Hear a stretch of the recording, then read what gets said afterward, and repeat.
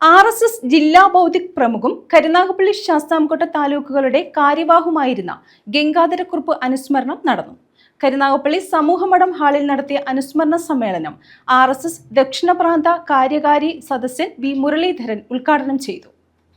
RSS ജില്ലാ ബൗദ്ധിക് പ്രമുഖും കരുനാഗപ്പള്ളി ശാസ്താംകോട്ട താലൂക്കുകളുടെ കാര്യവാഹുമായിരുന്ന ഗംഗാധരക്കുറുപ്പ് അനുസ്മരണമാണ് നടത്തിയത്.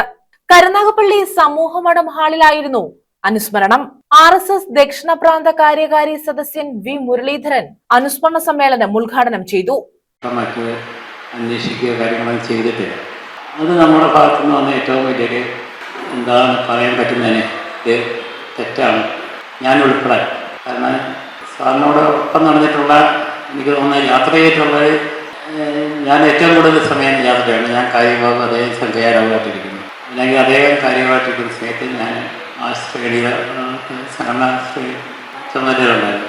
പക്ഷെ എന്നാൽ നമ്മളൊരാളെ സംഘത്തിൻ്റെ ഒരു പ്രത്യേക എനിക്ക് അറിയില്ലല്ലോ, ഒരാൾ ചുമതലയിൽ നിന്നൊക്കെ മാറിയിരിക്കുന്ന സമയത്ത് പിന്നെ അദ്ദേഹത്തിനെ അന്വേഷിക്കാനോ അദ്ദേഹം ജീവിച്ചിരിക്കുന്നുണ്ടോ, അദ്ദേഹത്തിൻ്റെ കുടുംബ പശ്ചാത്തലം എന്താണ്, ബുദ്ധിമുട്ടുകൾ എന്താണ്, അതൊന്നും നമുക്ക് നോക്കാനുള്ള സംഘടനാ പ്രവർത്തനത്തിൽ നമ്മളിങ്ങനെ യാത്ര ചെയ്യും.